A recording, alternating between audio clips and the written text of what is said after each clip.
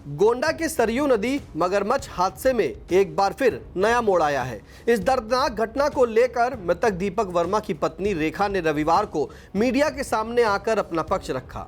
रेखा ने साफ कहा, मैंने अपने पति को नहीं मरवाया। अगर मुझे पता होता कि ऐसा कुछ होगा तो मैं मां के अंतिम संस्कार में कभी नहीं आती।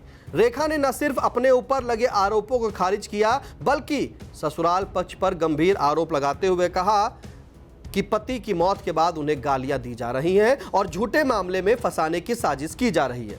उनके इस बयान के बाद यह मामला एक बार फिर सुर्खियों में आ गया है और कई नए सवाल खड़े हो गए हैं। उन्होंने अपनी 4 साल की मासूम बेटी का जिक्र करते हुए कहा कि अब उनके जीवन में कोई सहारा नहीं बचा है। कौन अपनी मांग का सिंदूर मिटाना चाहेगा? मैंने अपने पति को नहीं मरवाया। रेखा ने साफ शब्दों में कहा कि उनका इस पूरे हादसे से कोई लेना देना नहीं है और उन पर लगाए गए आरोप जो जा रहे हैं वो पूरी तरह से गलत है, निराधार है। इसलिए जो आरोप है वो अब ना लगाया जाए। नमस्कार, आप देख रहे हैं आई इंडिया और मैं हूं आपके साथ निशांत गुप्ता। उनका कहना है कि उनके पति दीपक ही उनका सब कुछ थे। अब उनके जाने के बाद उनका जीवन पूरी तरह टूट चुका है।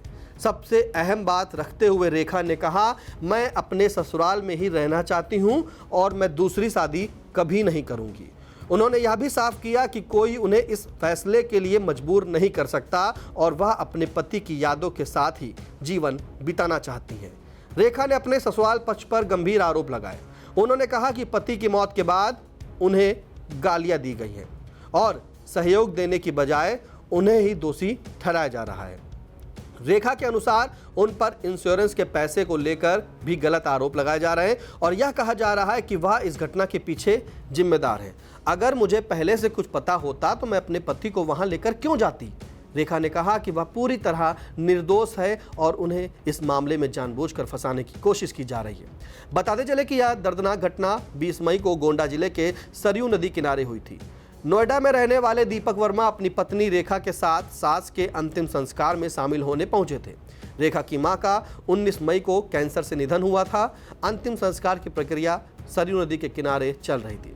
रस्मों के दौरान दीपक ने चिता की तैयारी में हिस्सा लिया और नदी किनारे खूंटा गाड़ा। इसके बाद वह हाथ धोने के लिए नदी के किनारे गया। इसी दौरान अचानक नदी से एक मगरमच्छ बाहर आया और दीपक पर हमला कर दिया। देखते ही देखते मगरमच्छ ने उन्हें जबड़े में दबोच लिया और नदी के अंदर खींच लिया। करीब 24 घंटे की तलाश के बाद दीपक का शव सरयू नदी में उतराता हुआ मिला। पोस्टमार्टम रिपोर्ट में शरीर पर गहरे दांतों के निशान और गंभीर चोटों की पुष्टि हुई, जिससे यह साफ हो गया कि मौत मगरमच्छ के हमले से ही हुई थी। वहीं मृतक के परिवार की ओर से इस घटना को लेकर गंभीर सवाल खड़े किए गए हैं। दीपक के भाई का कहना है कि यह सिर्फ हादसा नहीं हो सकता और उन्हें जानबूझकर ऐसे इलाके में भेजा गया था जहां मगरमच्छों का खतरा पहले से था। परिवार ने इस पूरे मामले की निष्पक्ष जांच की मांग की है। एक तरफ पत्नी रेखा का दर्द, बेगुनाही का दावा और ससुराल में रहने व दूसरी शादी न करने का संकल्प है, तो दूसरी तरफ ससुराल पक्ष के गंभीर आरोप हैं और बीच में है एक 4 साल की मासूम बच्ची जिसने अपने पिता को हमेशा के लिए खो दिया। अब सबसे बड़ा सवाल यही है कि क्या यह सिर्फ एक दुर्भाग्यपूर्ण हादसा था या इसके पीछे कोई अनदेखा सच छिपा है? जांच के बाद ही पूरी तस्वीर अब सामने आ पाएगी।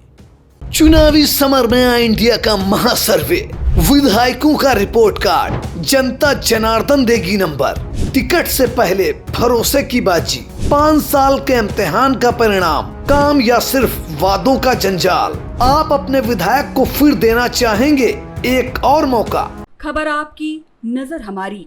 देखते रहिए आई इंडिया।